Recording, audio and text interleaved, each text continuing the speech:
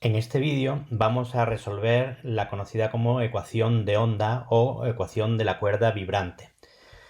Este, junto con la ecuación del calor que ya hemos visto en un vídeo anterior y junto con la ecuación de Laplace, pues son tres ejemplos clásicos de ecuaciones en derivadas parciales lineales con coeficientes constantes de orden 2 y que constituyen pues un ejemplo de cada uno de los tres tipos o de las tres clasificaciones a las que pertenecen las ecuaciones en derivadas parciales lineales de segundo orden.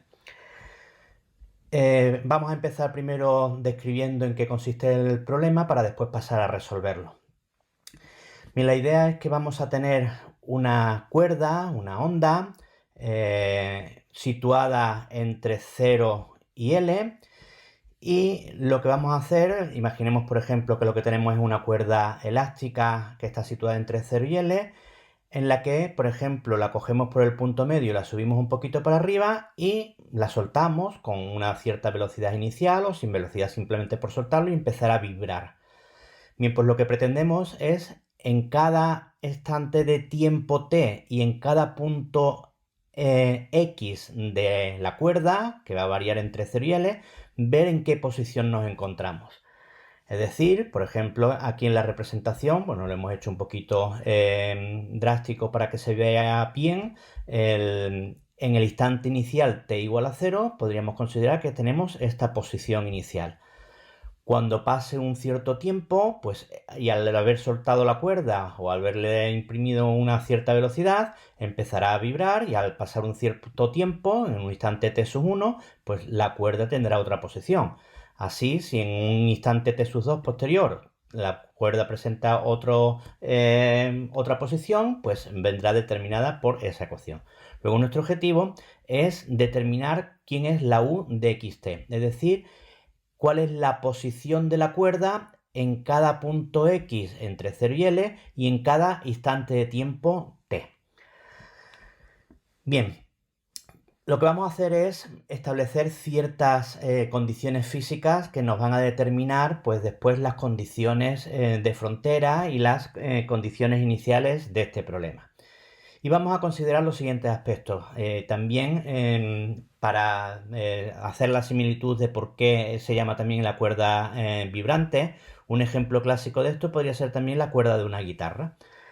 La cuerda de una guitarra está fija en los extremos y la golpeamos cuando queremos hacerla sonar. Ese golpe que le damos hace que vibre la cuerda y produzca el sonido.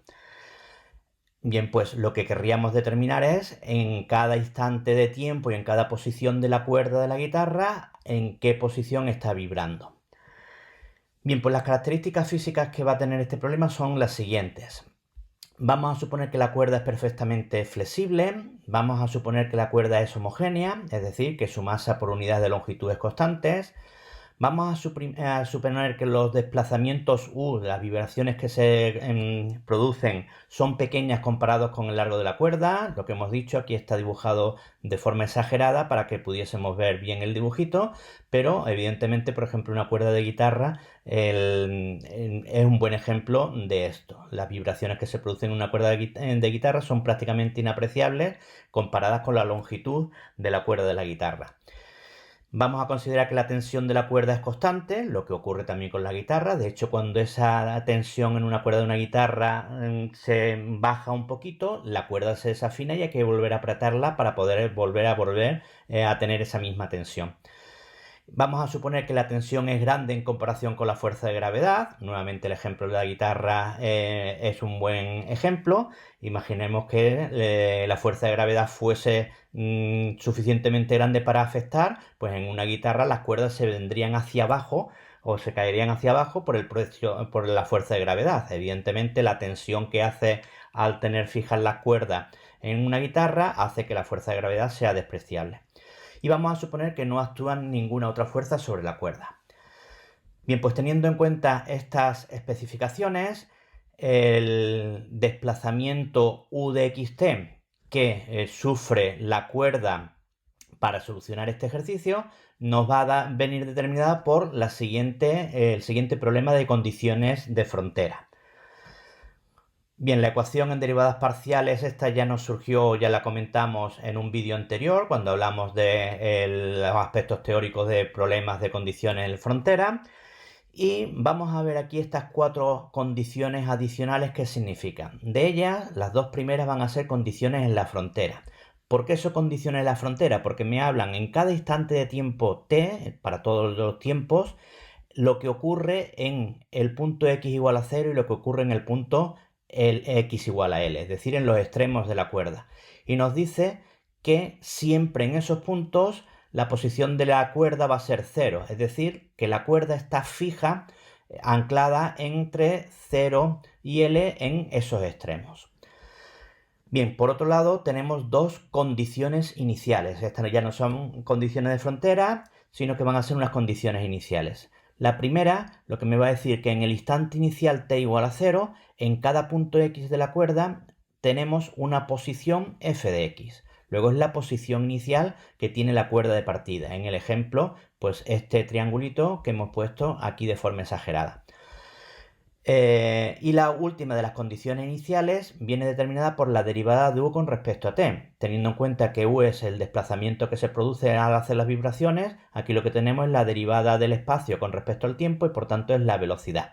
Como la estamos evaluando en el tiempo 0, en el instante inicial, esta g de x lo que representa es la velocidad inicial que se le da a la cuerda en cada punto de ella.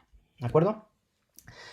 Bien, pues una vez que tenemos esto, vamos a pasar ahora a resolver este ejercicio.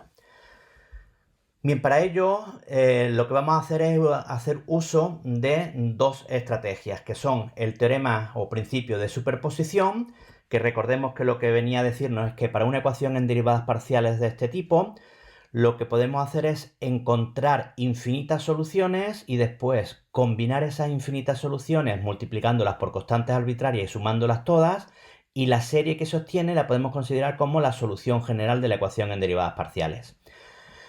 Bien, pero para poder utilizar ese principio de superposición necesitamos poder encontrar esas infinitas soluciones para la u. Y para encontrar esas infinitas soluciones lo que vamos a hacer uso del el método de separación de variables. Luego, para poder hacer uso de esas 2 condiciones, vamos a ver que vamos a necesitar, en principio, subdividir este problema en 2 problemas. Vamos a considerar primero el subproblema que se consigue al considerar la ecuación en derivadas parciales y las condiciones de frontera solo y exclusivamente, aquellas que están igualadas a 0. Un poquito más adelante veremos por qué hemos necesitado dividir el problema y quedarnos con esta parte. Luego nuestro objetivo es analizar y resolver este subproblema y una vez que lo tengamos resuelto, terminaremos el ejercicio, terminaremos la solución de la ecuación de onda imponiendo las 2 condiciones iniciales que tenemos extra. Bien, pues para resolver este ejercicio, lo primero que hacemos notar es lo siguiente. Vamos ahora a utilizar el método de separación de variables y por tanto lo que tendremos que hacer es justificar que se puede utilizar este método de separación de variables. Para ello consideremos la ecuación en derivadas parciales que tenemos y que al pasarla toda al primer término de la igualdad nos queda esta expresión. Bien, pues para que se pueda utilizar el método de separación de variables tienen que ocurrir 2 cosas. Que la ecuación con la que estemos trabajando sea una ecuación en derivadas parciales lineales con coeficientes constantes y homogéneas y que no tenga el término mixto, la derivada segunda de nuestra incógnita u con respecto a las 2 variables, con respecto a x y con respecto a y.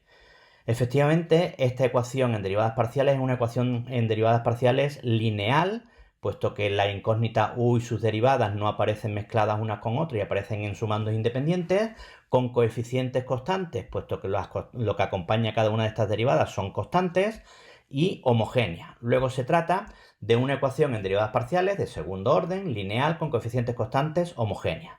Además, como vemos, no tiene el término mixto, no aparece el término derivada segunda de u con respecto a x y con respecto a t. Por tanto, estamos en la disposición de poder utilizar el método de separación de variables para resolver la ecuación. Bien, recordemos que ese método de separación de variables consiste en buscar o ensayar soluciones u, que es nuestro objetivo, que dependan de x y de t, pero de una forma muy especial. Y de ahí también el nombre del método de separación de variables. Queremos buscar o ensayar soluciones de la forma u de xt que efectivamente dependan de x y de t, pero que lo hagan a través de un producto de dos funciones, x mayúscula y t mayúscula, que dependen independientemente y exclusivamente de las variables x y t respectivamente. Luego vamos a buscar soluciones de esta forma. Bien, una vez que hemos supuesto que vamos a buscar o que vamos a pretender buscar soluciones de esta forma, vamos a esta información, vamos a llevarla a nuestra ecuación en derivadas parciales y por tanto vamos a recalcular las derivadas parciales que aparecen por aquí. Así, para poder llegar a calcular la derivada segunda de u con respecto a x dos veces, que es uno de los ingredientes, una de las derivadas que aparecen en nuestra ecuación, tendremos que previamente calcular la derivada de u con respecto a x. Derivar u con respecto a x en esta expresión, como esto es un producto de funciones y esto no depende de x, es una constante para esa derivación. Por tanto, la derivada de esta expresión con respecto a x será la constante para esa derivación t de t por la derivada de x con respecto a x, lo que tenemos aquí. Como lo que necesitábamos es la segunda derivada con respecto a x dos veces, derivamos una vez más y derivar esto nuevamente con respecto a x, nuevamente la t es una constante y derivar esto con respecto a x nos quedará la derivada segunda de x con respecto a x dos veces. De la misma forma, para poder conseguir la derivada segunda de u con respecto a t dos veces, necesitamos primero calcular la primera derivada con respecto a t. En este caso, al derivar este producto con respecto a t, lo que es una constante para esa derivación es la función x. Luego esa derivada será la constante x de x para esa derivación por la derivada de t con respecto a t. Y ahora para conseguir la derivada segunda con respecto a t dos veces, derivamos nuevamente esta expresión con respecto a t. Nuevamente la x de x es una constante para esa derivada, la copiamos directamente por la derivada de esta expresión con respecto a t, que será la derivada segunda de t con respecto a t, dos veces. Bien, como quiera que la x mayúscula solo depende de la x minúscula y la t mayúscula solo depende de t minúscula, esta notación de derivadas la podemos simplificar y podemos indicar o denotar con x' a la derivada de x con respecto a x segunda a la derivada segunda de x con respecto a x en dos veces, t' a la derivada de t con respecto a t y t segunda a la derivada segunda de t con respecto a t dos veces. Donde con el prima o 2' estamos indicando que estamos derivando la correspondiente función x o t con respecto a la única variable de la que depende. Es decir, que podemos expresar esto de forma abreviada: la derivada de u con respecto a x, x' por t, la derivada segunda de u con respecto a x dos veces, x segunda por t, y lo mismo con las derivadas con respecto a t. Derivada de u con respecto a t, x por t', y derivada segunda de u con respecto a t dos veces, x por t segunda. Bien, esta información después la llevaremos a nuestra ecuación para seguir operando con ella. De momento, lo que hacemos ahora es hacer notar lo siguiente. Para seguir resolviendo nuestro subproblema P, vamos a tener la siguiente consideración. La función u de xt igual a 0 es solución del subproblema P. ¿Por qué es solución? Pues porque al sustituirla en el problema la verifica. Es decir, si la sustituimos en la ecuación en derivadas parciales se debe verificar y debe de verificar también estas dos condiciones para que la u igual a 0 sea solución. Efectivamente, 0 al derivarlo dos veces con respecto a x dos veces nos queda 0, por la constante al cuadrado nos quedará 0, y al derivar la función 0 dos veces con respecto a t dos veces nos quedará también 0. Por tanto, verifica la ecuación en derivadas parciales. Además, la u de xt igual a 0 verifica esta condición inicial, esta condición de frontera, que está igualada a 0, y también esta por estar igualada a 0. Luego, esta función, que vamos a llamar solución trivial, es solución de P.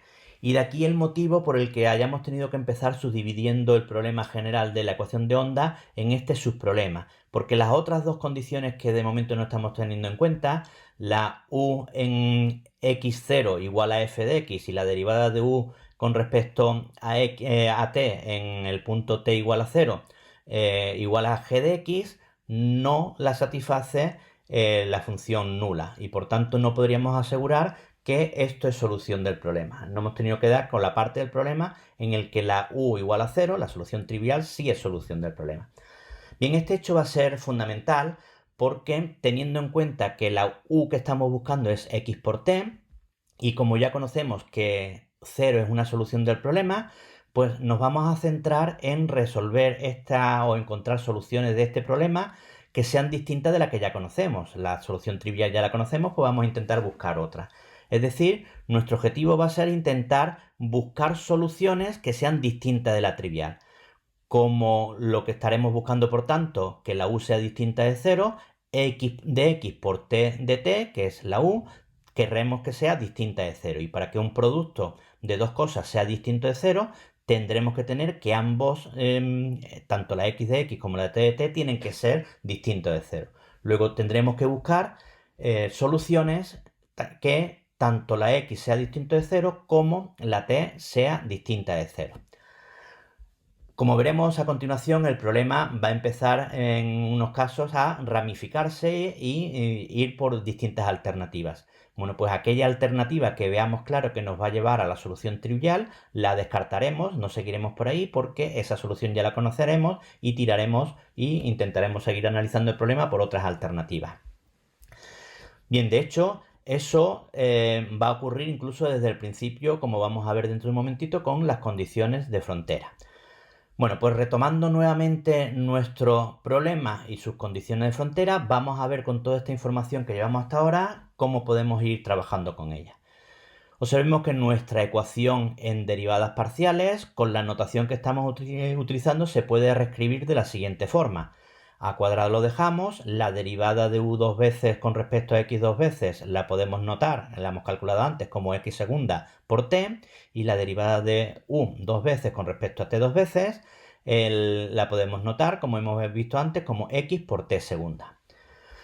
Por otro lado, vamos a también a ver en qué se transforma con toda esta información las condiciones de frontera u en 0t y u en lt. Bien, esto evidentemente de esta expresión para separar después variables nos interesa agrupar la x en un término y agrupar la t en otro término. Aquí en este caso la a al cuadrado, que es una constante, la podríamos haber dejado con la x o llevárnosla como con la t como la hemos hecho. Un poquito más adelante veremos por qué operativamente nos resulta más cómodo llevárnosla con la t. Ahora sí, vamos a ver en qué se transforman las condiciones fronteras de nuestro problema P.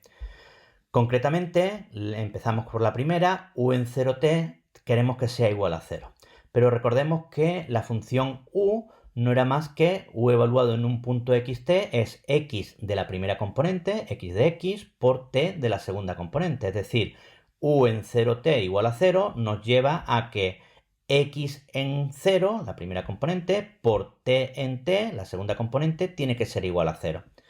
Y aquí tenemos un producto de dos cosas que queremos que sea igual a 0. Para que un producto de dos cosas sea igual a 0, o bien x en 0 vale 0, o bien t de t vale 0. Pero la t de t no queremos que sea 0. Habíamos dicho que estábamos buscando soluciones distintas de la trivial y por tanto estamos buscando soluciones que la x entera, toda la x, sea distinta de 0 y que la t sea distinta de 0.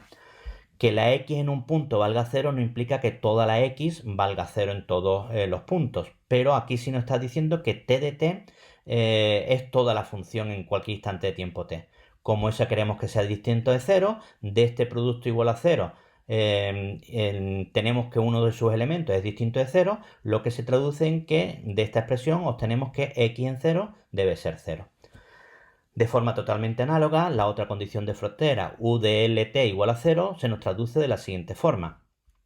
U en lt no será más que x evaluado en la primera componente, x en l, por t evaluado en la segunda componente, el t de t, igual a 0. Y nuevamente este producto de dos cosas tiene que ser igual a 0, sabiendo que queremos buscar soluciones distintas de la trivial, la t de t tiene que ser distinta de 0 y por tanto de esta igualdad obtenemos que la x de l tiene que ser igual a 0. Por tanto, se nos ha transformado nuestras condiciones de frontera en condiciones específicamente y exclusivamente en términos de la x. Que x en 0 valga 0 y que x en l valga 0. Bien, por otro lado, volviendo a la ecuación en derivadas parciales que teníamos, ya traducida, x segunda partido por x era igual a t segunda partido por a al cuadrado por t. De esta igualdad observemos lo siguiente. Aquí tenemos una igualdad de dos expresiones en la que la parte izquierda de la igualdad solo aparece en x, solo depende de x, y en la parte derecha solo aparece en t, solo depende de t. Por tanto, para que una igualdad de este tipo, una igualdad entre una cosa que solo dependa de x, sea igual a una cosa que solo dependa de t, para que esto pueda verificarse, pues no puede aparecer explícitamente aquí ninguna x, porque si apareciese aquí alguna x, no podría ser igual a algo que dependa solo de t. Luego, para que esto pueda ocurrir, tanto esta primera parte de la igualdad como esta segunda parte de la igualdad tienen que ser constantes. Y como tenemos una igualdad, tienen que ser todo igual a una misma constante. Luego, para que eso pueda ocurrir, tenemos que tener que esas expresiones tienen que ser iguales a una misma constante. Bien, así obtenemos que x segunda partido por x igual a t segunda partido por a al cuadrado por t tienen que ser igual a c. Bien, pues recapitulemos todo lo que tenemos hasta ahora y nuestro subproblema P que estamos analizando, que es el que consideramos aquí, vamos a ver en qué se ha transformado. La ecuación en derivadas parciales se nos ha transformado en esta igualdad, es decir, de esta igualdad vamos a poder sacar dos ecuaciones, una la relativa a la x igualada a la c y la otra la relativa a la t igualada a la c. Es decir, obtenemos que x segunda partido por x tiene que ser igual a c y que t segunda partido por al cuadrado de t tiene que ser igual a c. Por otro lado, las condiciones de frontera hemos visto antes que se nos han transformado en que x en 0 valga 0 y que x en L valga 0. Bueno, pues observemos que acabamos de convertir un problema difícil, como son los de ecuaciones en derivadas parciales, un problema de ecuaciones en derivadas parciales, lo acabamos de transformar en uno equivalente en el que ya solo tenemos que resolver dos ecuaciones diferenciales ordinarias, porque aquí la x solo depende de la x y por tanto esta es una ecuación diferencial ordinaria de orden 2 porque aparece la ecuación derivada, la incógnita derivada dos veces, y cuando pasemos la x para acá y después restando, va a ser una ecuación diferencial de orden 2, pero lineal, con coeficientes constantes, homogénea. Muy fácil de resolver porque se resuelve a través de polinomios característicos.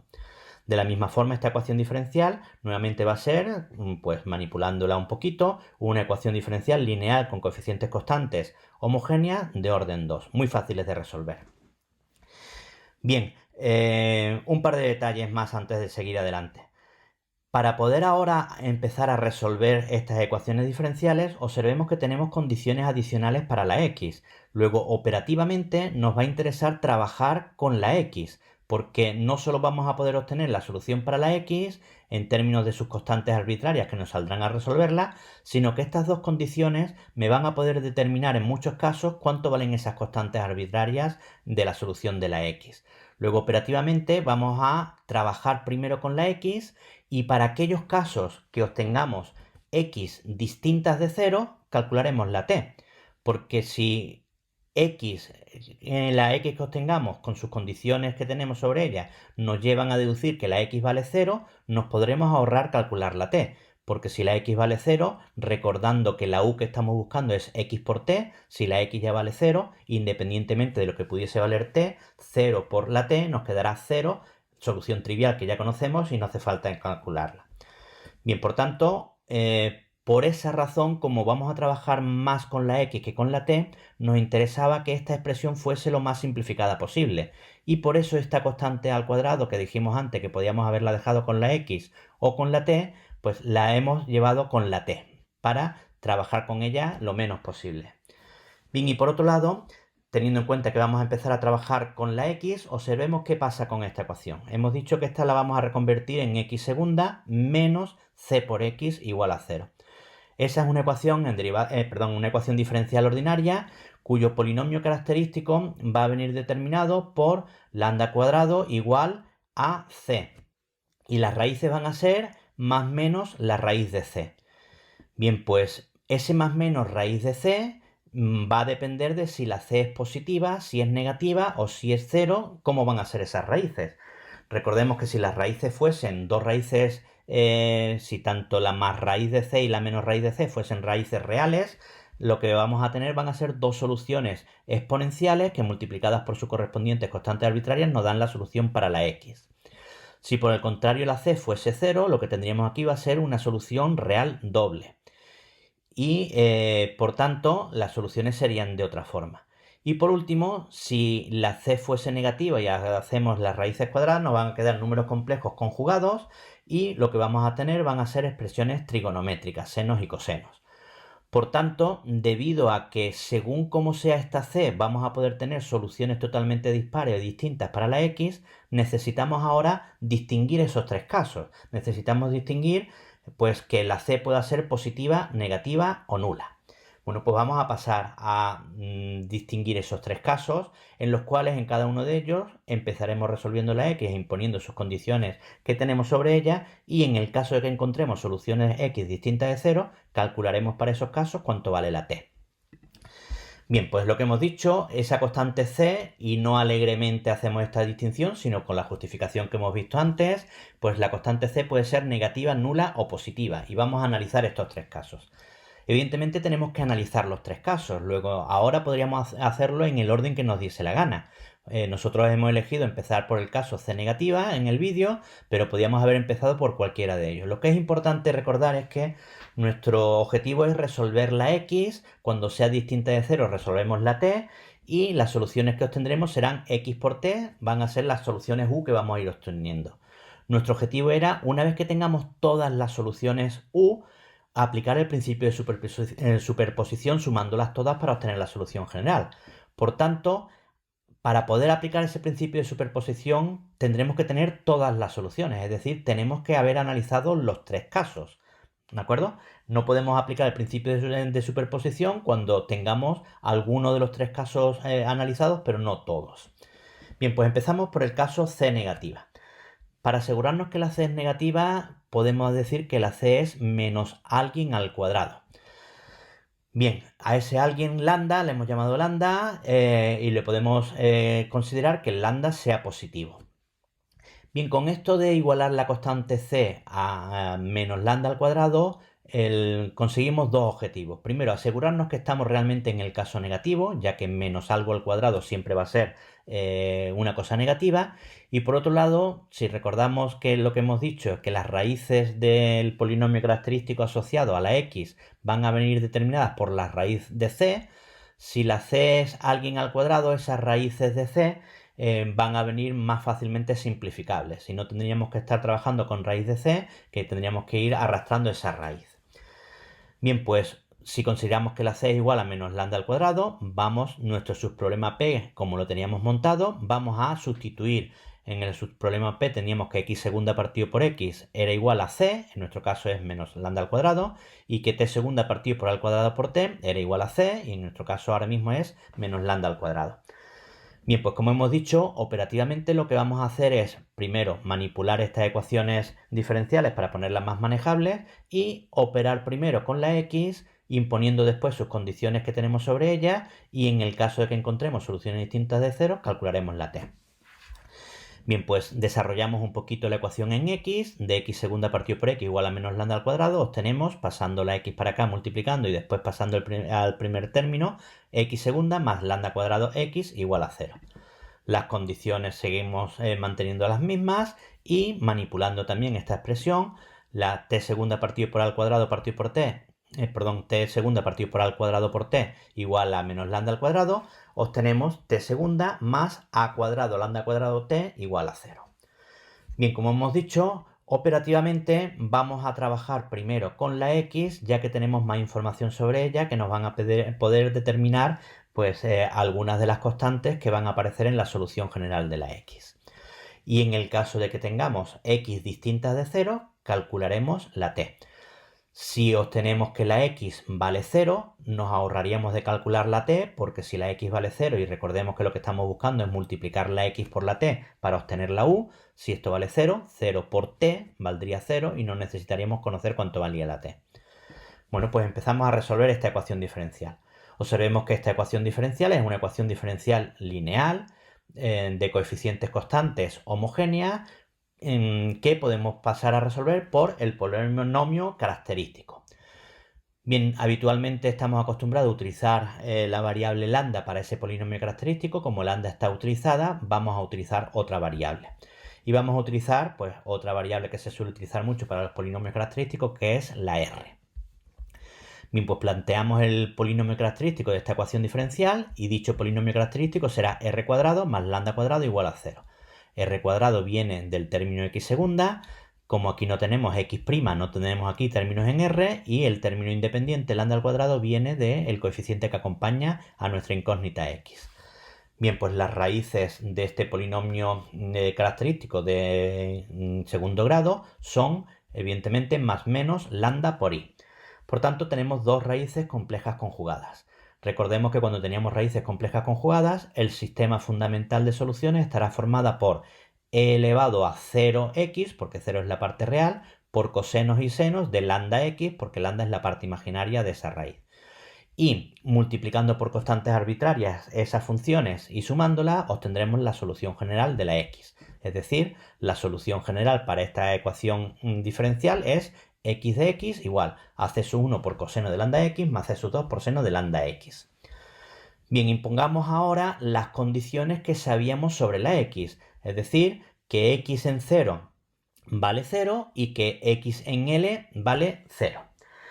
Recordemos que estamos buscando soluciones distintas de la trivial. Luego, si el ejercicio empieza, como vamos a ver, a ramificarse, aquella rama que nos lleve a la solución trivial no seguiremos por ahí porque no necesitaremos hacer más operaciones con ella. Bien, ¿qué vamos a obtener con la condición que x en 0 es igual a 0? Pues si tenemos aquí nuestra x, la evaluamos en 0 y nos quedará c sub 1 coseno de lambda 0 más c sub 2 por seno de lambda 0.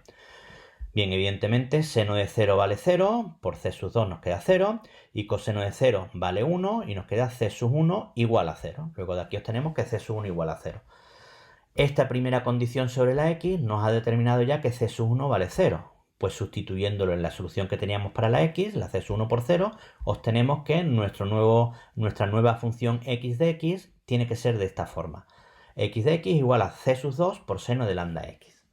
Bien, impongamos ahora la segunda condición que tenemos para la x, que era que x en L tiene que ser 0. Bien, evaluamos en esta expresión x en L, sustituimos la x por L y tendremos que c sub 2 por seno de lambda L tiene que ser 0. Y aquí nos encontramos ante un producto de dos cosas que está igualado a 0. Para que un producto de dos cosas valga 0, tiene que ocurrir que o bien c sub 2 valga 0 o bien seno de lambda L valga 0. Bien, pues analicemos un poquito cada uno de los casos. El primer caso, que c sub 2 valga 0, se obtiene sustituyendo aquí que x valdría 0. Y por otro lado, de seno de lambda L igual a 0, pues nos queda que para que un seno valga 0, el argumento al que está aplicado lambda L tiene que ser un entero de pi, n por pi. En principio este n podría ser cualquier valor entero, tanto positivo como negativo. Pero si recordamos que lambda le habíamos exigido que fuese positiva y que L es la longitud de la cuerda con la que estamos trabajando, tanto lambda como L son positivos, el pi es un número positivo, por tanto deducimos que ese n tiene que ser un número positivo. Luego los valores de n válidos son 1, 2, 3, puntos suspensivos, infinitas soluciones.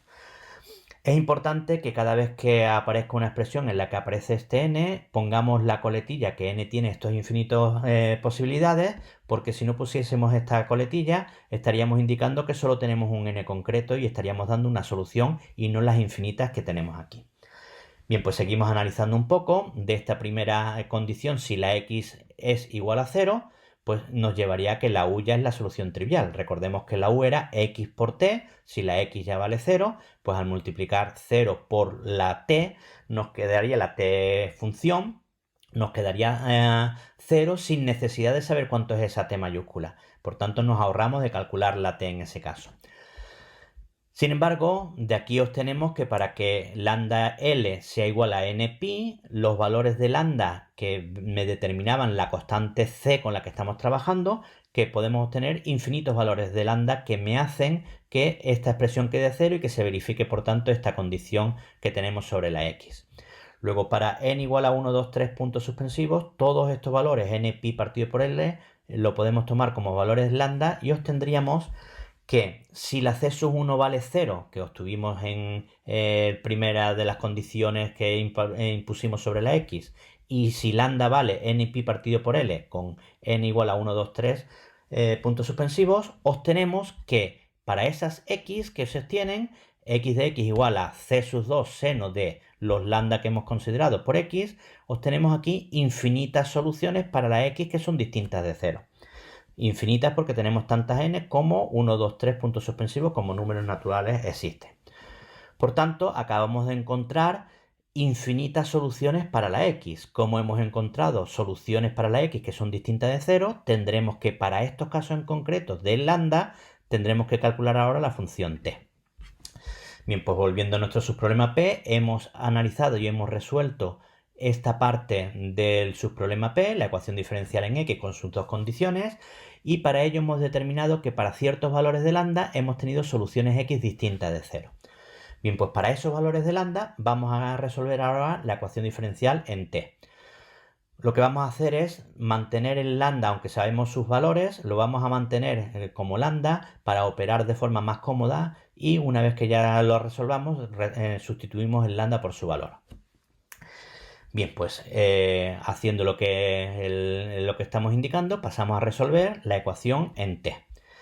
Bien, la ecuación diferencial ya vimos que la podíamos manipular pasando esto para acá, multiplicando y después pasándolo al primer miembro, nos queda esta expresión. Nuevamente se trata de una ecuación diferencial lineal con coeficientes constantes homogénea y también en este caso de orden 2. Bien, pues para resolverla tendremos que hacer uso del polinomio característico. Nuevamente el polinomio característico, como el lambda lo estamos utilizando, pues utilizamos otra variable para ese polinomio característico que va a ser el r. El polinomio característico asociado a esta ecuación diferencial será r cuadrado más al cuadrado lambda cuadrado igual a 0. El r cuadrado surge del t derivada segunda, como aquí no aparece t', no tenemos aquí término en r, y del término independiente lo tenemos de la constante que acompañe a nuestra incógnita t. Bien, pues siendo este el polinomio característico, calculamos ahora sus raíces. Las raíces de este polinomio característico, pues nuevamente pasando esto para allá restando y haciendo después la raíz cuadrada, obtenemos que las raíces son más menos a lambda i. Es decir, nuevamente dos raíces complejas conjugadas. Por tanto, el sistema fundamental de soluciones de esta ecuación diferencial estará formada por e elevado a 0t, porque la parte real es 0, por cosenos y senos de a lambda t, puesto que la parte imaginaria es a por lambda. Por tanto, montando esa solución, combinación lineal de esas dos funciones que forman parte de nuestro sistema fundamental de soluciones, la solución para t es c sub 3 por coseno de a lambda t más c sub 4 seno de a lambda t. Observemos que hemos introducido nuevas constantes c sub 3 y c sub 4 porque la c sub 1 y c sub 2 ya la estábamos utilizando en este apartado del ejercicio.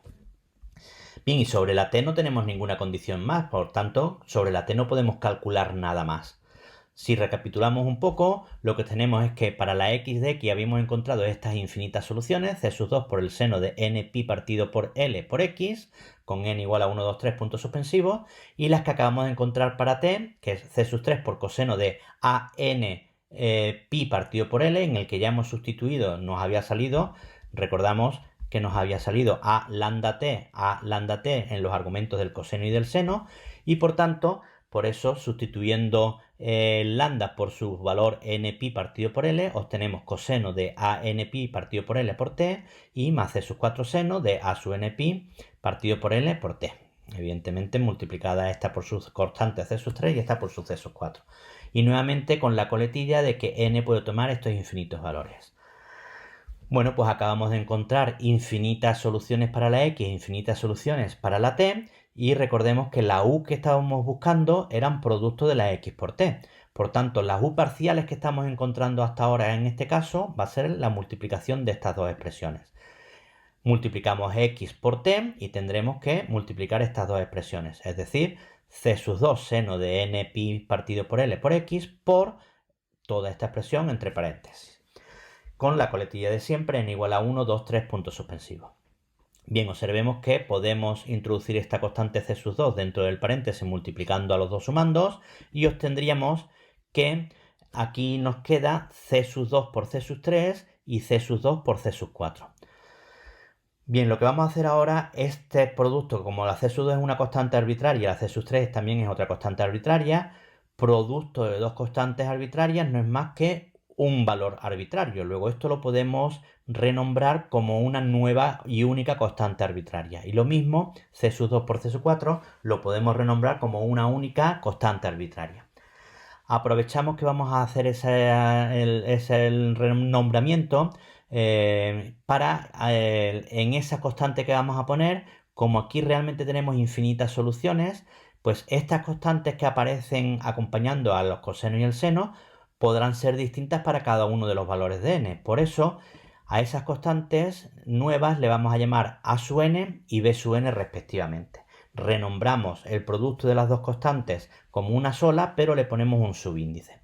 Y esto es lo que estamos explicando por aquí, que a la C sub 2, C sub 3 la renombramos como A sub n y la C sub 2, C sub 4 la renombramos como B sub n, teniendo en cuenta que ese subíndice viene determinado porque tenemos infinitas soluciones y que esas constantes podrían ser distintas para cada una de las distintas soluciones que tenemos por aquí. Bueno, pues en este caso hemos encontrado todas estas infinitas soluciones para la función u, que era x por t.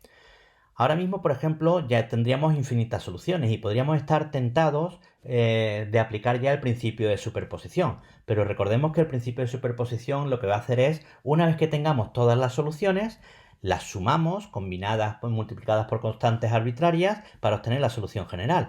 Y todavía no sabemos si tenemos todas las soluciones, porque solo hemos analizado el caso que la constante c, de la que se ha empezado a ramificar el problema, sea negativa. Nos falta todavía determinar los casos c nula y c positiva.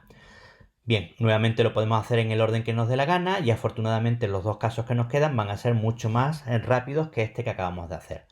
Pasamos ahora, como segundo caso, a estudiar C nulo. Insistimos que estos tres casos que estamos haciendo, C positivo, o sea, C negativo que hemos hecho el primero, C nulo o C positivo que haremos después, lo podríamos haber hecho en cualquier orden esos tres. Porque tenemos que hacer los tres y una vez que tengamos hecho los tres, el principio de superposición me dirá que sume todas las soluciones que hayamos obtenido en cada uno de los casos. Bien, pues si C es nula, C será igual a 0.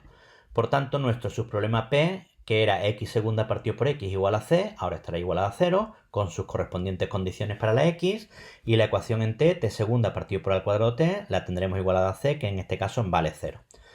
Bien, nuevamente la estrategia a seguir es manipular estas ecuaciones, pasamos la x para acá y nos queda x segunda igual a 0, y lo mismo con la t, y operativamente vamos a utilizar la misma estrategia que hemos hecho antes, es decir, como para la x tenemos más información, empezaremos resolviendo la x e imponiendo sus dos condiciones que tenemos sobre ella, y en el caso de que obtengamos soluciones distintas de 0, calcularemos la t, si no, nos ahorraremos de calcular la t. Bien, pues empezamos resolviendo la ecuación x segunda igual a 0. En este caso no hace falta recurrir, aunque podríamos hacerlo, a polinomio característico, puesto que si x segunda es igual a 0, por integración directa tendremos, integrando una sola vez, tendremos que x' es igual a constante, volvemos a reutilizar la c sub 1, porque ya estamos en un apartado nuevo y la c sub 1 ya no la estamos utilizando, y integrando una vez más obtenemos la x. Al integrar una vez más, c sub 1 por x más c sub 2 será nuestra solución para la x. Bien, impongamos ahora las dos condiciones. Empecemos por una de ellas, que es la x en 0 igual a 0. Bien, pues evaluamos esta expresión en el punto 0 y tendremos c sub 1 por 0 más c sub 2. Es decir, c sub 1 por 0 nos queda 0 más c sub 2 igual a 0, luego obtenemos que c sub 2 vale 0. Si c sub 2 vale 0, lo sustituimos aquí y obtendremos que la x de x es c sub 1 por x. Imponemos ahora la segunda de las condiciones, que x en L valga 0, donde nuestra nueva x recalculada es esta expresión de aquí. La evaluamos en L y nos quedará c sub 1 por L igual a 0. Y aquí lo que tenemos es un producto de dos constantes, la c sub 1 y la L, que vale 0. Para que un producto de dos cosas valga 0, o bien c sub 1, la primera de ellas, vale 0, o bien L, la segunda, vale 0. ¿Qué ocurre si c sub 1 vale 0? Pues si c sub 1 vale 0 y sustituimos aquí, obtendremos que x es igual a 0. Y por tanto, si x de x siempre vale 0, Como la u era x por t, sin necesidad de calcular la t, 0 por la t será 0, la solución trivial, y no necesitamos calcular la t. Por otro lado tenemos esta otra alternativa, pero L igual a 0 no se puede dar, esto es imposible, ya que L es la longitud de la cuerda con la que estamos trabajando. Y si la longitud de la cuerda fuese 0, la cuerda recordemos que estaba situada entre 0 y L, si L valiese 0 no tendríamos problema. Por tanto, en este caso no tenemos ninguna solución más. Esto es imposible y la única que nos ha proporcionado alguna solución nos ha llevado a la solución trivial. Luego, en este caso, la única solución que obtenemos es la solución trivial y no obtenemos ninguna solución distinta a ella sin necesidad de haber tenido que calcular la t.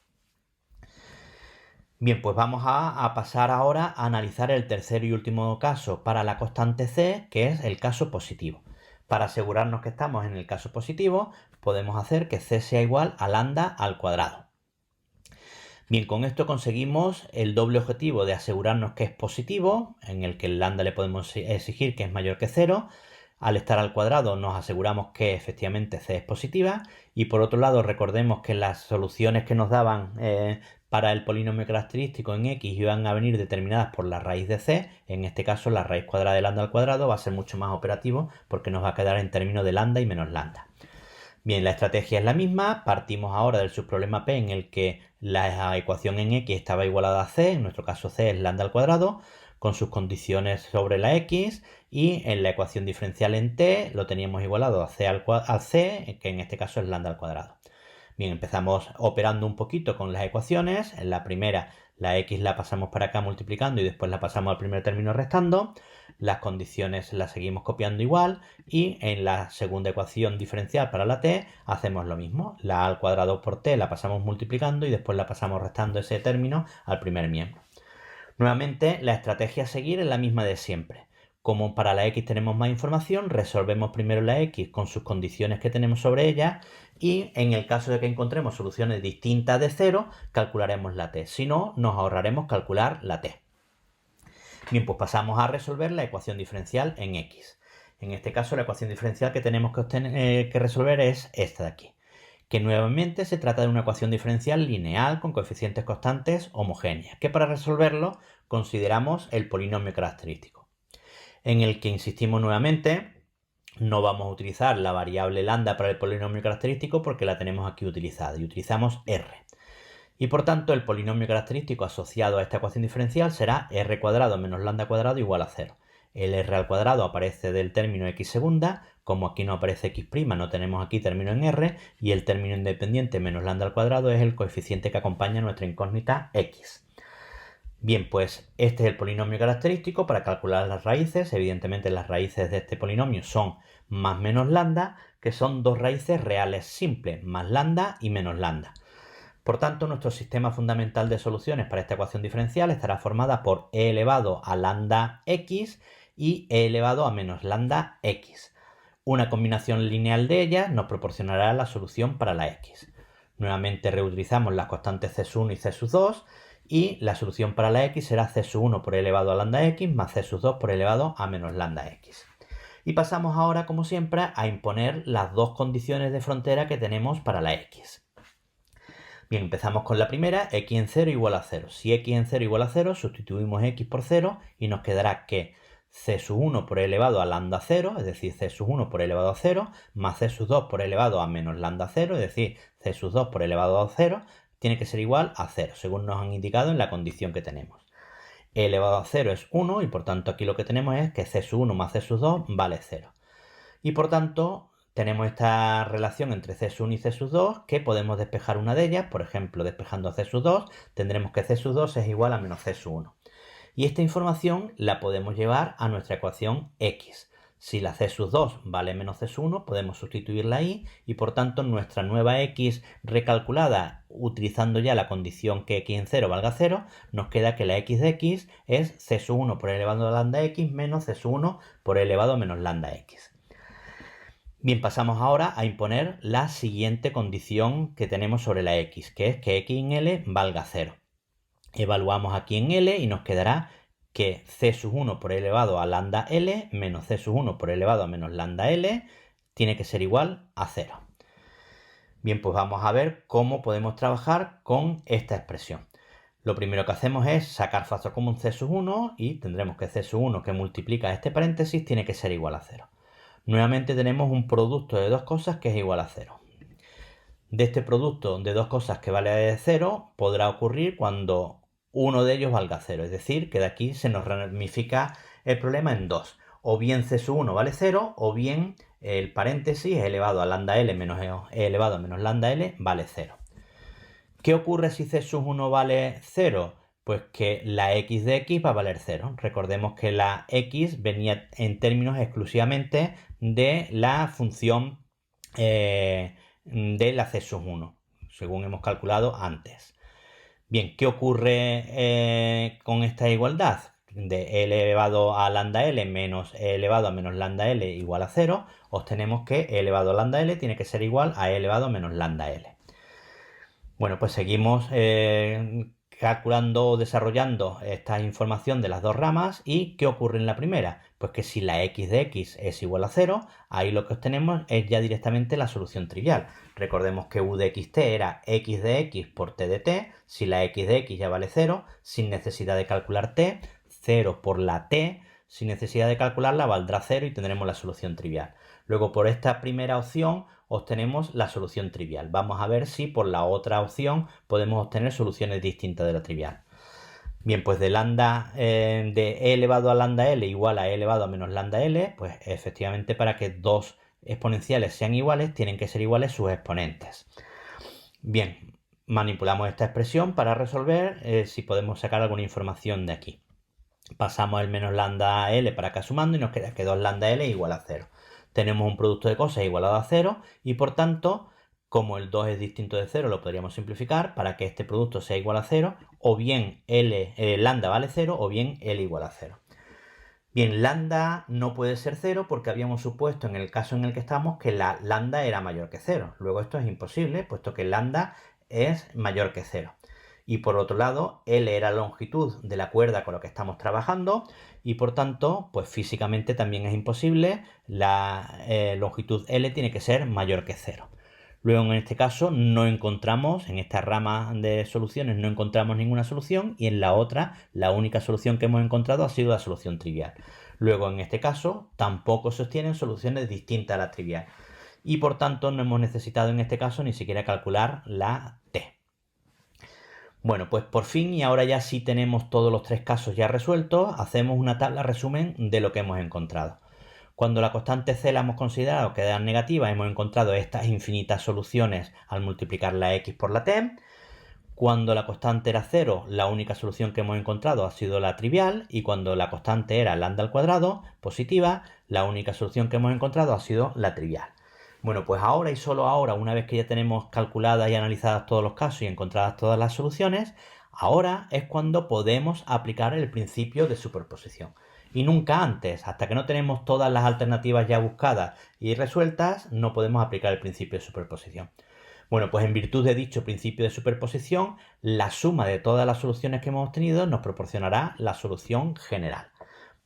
Y por tanto, lo que hacemos ahora es sumar todas las soluciones que hemos obtenido antes. Bien, tendremos que sumar las soluciones que obtuvimos para el caso C negativo, que aquí las tenemos, y como tenemos infinitas soluciones, porque no se nos ha ido olvidando que la n valía 1, 2, 3 puntos suspensivos, al sumarlas todas, tendremos que sumar todas esas desde n igual a 1 hasta infinito. A esto también le tendremos que sumar las otras soluciones que hemos tenido en los otros casos, que ha sido 0 y 0, luego a esto le sumamos 0 y nos queda la misma expresión.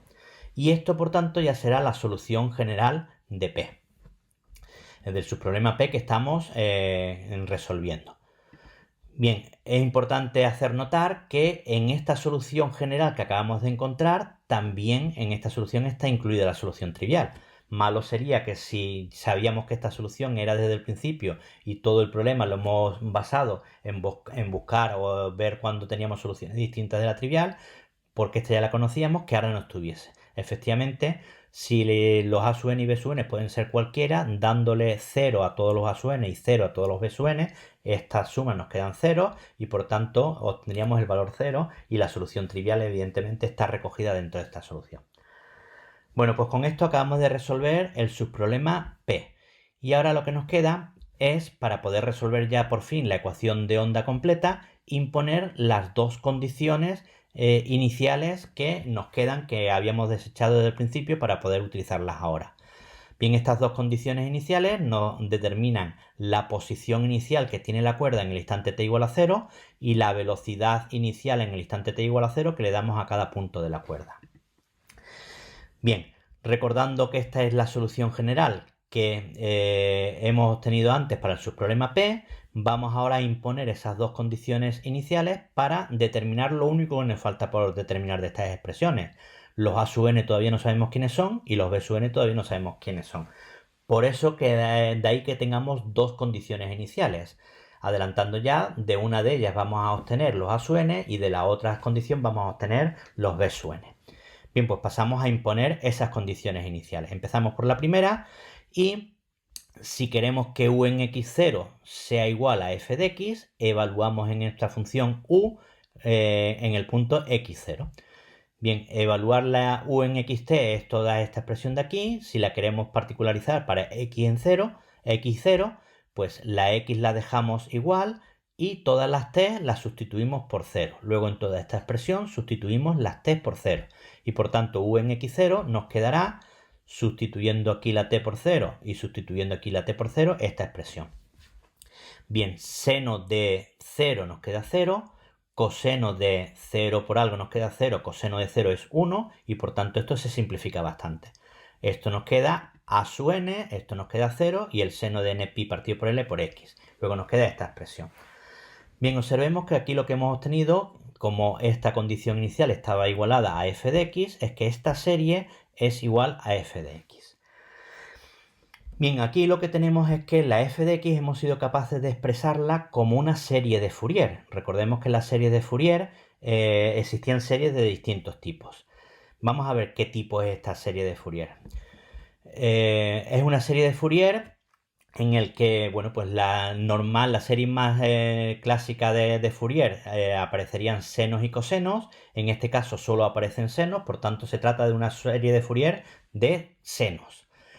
Y por otro lado, las series de Fourier habitualmente están definidas sobre un intervalo menos L. En este caso, recordemos que nuestra cuerda está situada de 0 a L, luego es en medio intervalo. Luego esta serie de Fourier es un tipo especial de serie de Fourier, que son la de solo senos en medio intervalo. Luego hemos conseguido que esta expresión sea el desarrollo en serie de Fourier de senos, solo senos, de la función f de x, porque me representan con esta igualdad la función f de x, en medio intervalo. Bueno, pues los distintos tipos de serie de Fourier me proporcionan de forma única los coeficientes tienen su formulita. Pues por la unicidad que tienen los coeficientes de la serie de Fourier que estamos considerando, de este tipo concreto de serie de Fourier, se obtiene que por esa unicidad de los coeficientes, los a sub n, que no son más que los coeficientes de esta serie de Fourier, tienen la formulita que tienen los coeficientes de la serie de senos de medio intervalo, que es esta expresión de aquí. Bien, pues para n igual a 1, 2, 3 puntos suspensivos, acabamos de determinar todos los a sub n que vienen en términos de cierta integral en relación con la f de x. Bien, pues calculados los a sub n y habiendo utilizado ya la primera de las condiciones iniciales, vamos a finalmente utilizar la segunda de las condiciones iniciales. Para ello, recordemos que la segunda condición inicial me pedía derivar la u con respecto a t y evaluarla en t igual a 0. Por tanto, recordando quién es la u, lo primero que tenemos que hacer es derivarla con respecto a t. Vamos a derivar toda esta expresión con respecto a t. Aquí hay que tener un poquito de cuidado en el siguiente sentido. Aquí tenemos que derivar esta suma de productos de funciones y demás. Sabemos que la derivada de la suma es la suma de las derivadas, pero siempre que sea una suma finita. En este caso es una suma infinita.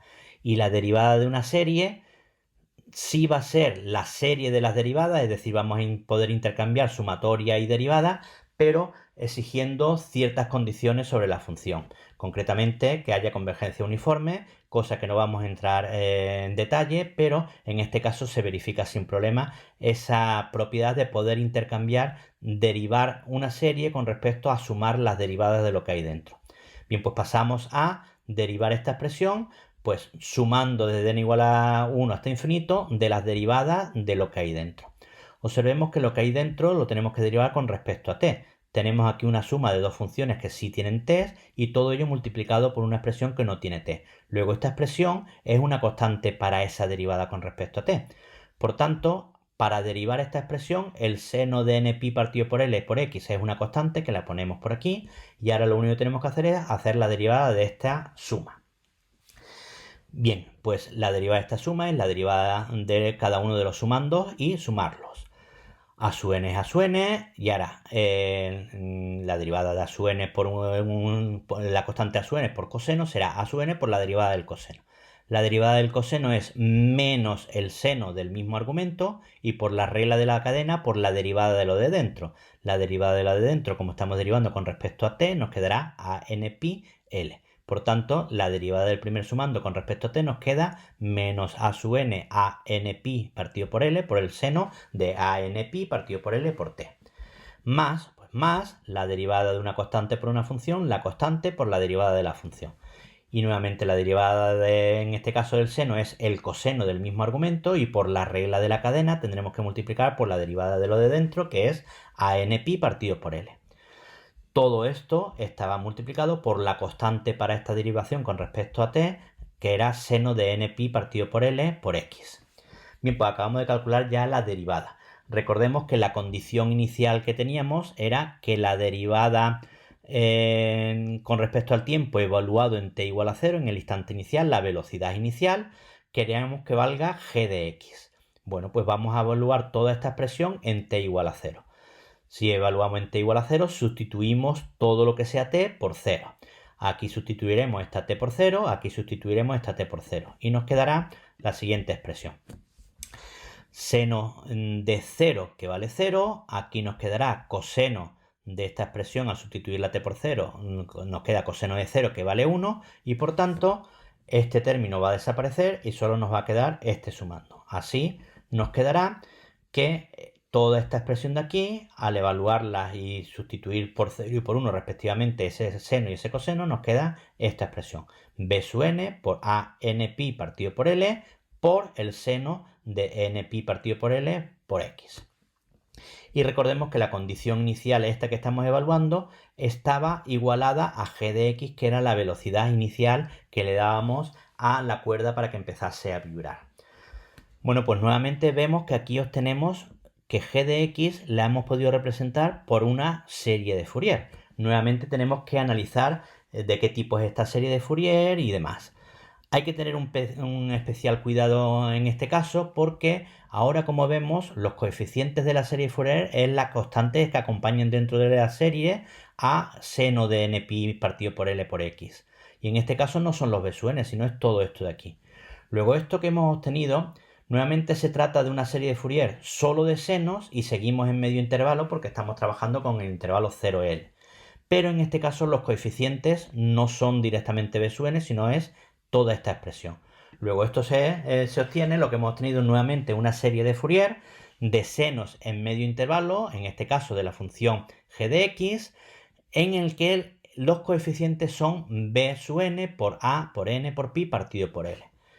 Y por tanto, por la unicidad de los coeficientes de la serie de Fourier, lo que obtenemos con cuidado es que los coeficientes, que en este caso esto de aquí, esos coeficientes serán igual a la formulita que tienen los coeficientes de este tipo de serie de Fourier, que es igual que antes, 2 partido por L, la integral entre 0 y L, de la función g que viene representada por esta serie de Fourier, en el caso anterior era la f, en este caso es la g, de seno de npi partido por L por x. Bien, como nuestro objetivo era calcular los b sub n, aquí no los tenemos despejados, tenemos que despejar de esta igualdad quiénes son los b sub n. Y por tanto, despejando los b sub n, pues la L se simplifica, a n pi pasa dividiendo y nos queda 2 partido por a n pi, integral entre 0 y L, de g de x por seno de n pi partido por L por x, donde la n puede tomar los infinitos valores 1, 2, 3 puntos suspensivos, con lo cual acabamos de determinar los infinitos valores de b sub n. Insistimos en este detalle.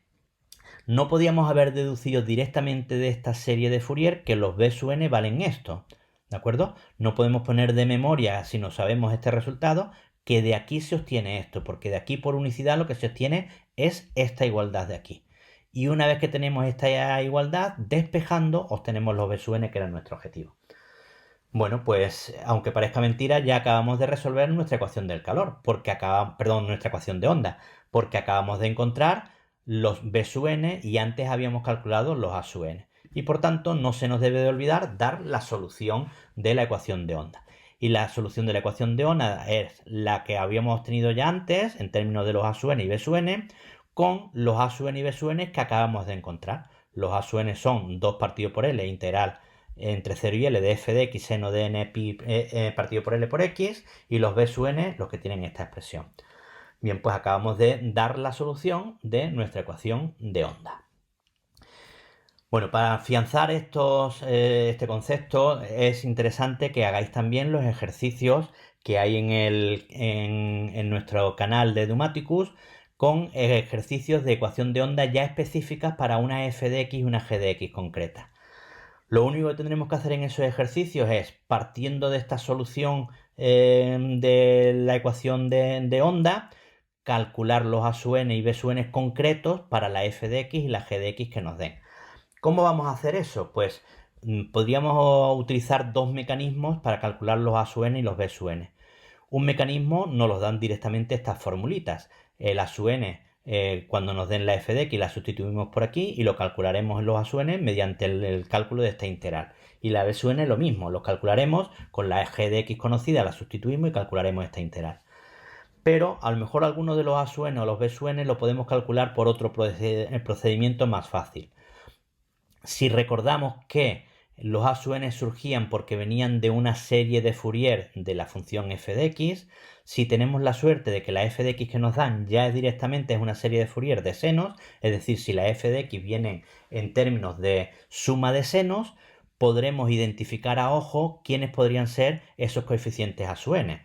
Si hacemos una identificación a ojo y vemos candidatos A sub n que funcionan, como los A sub n son únicos, lo que hayamos visto que funcionan será la solución.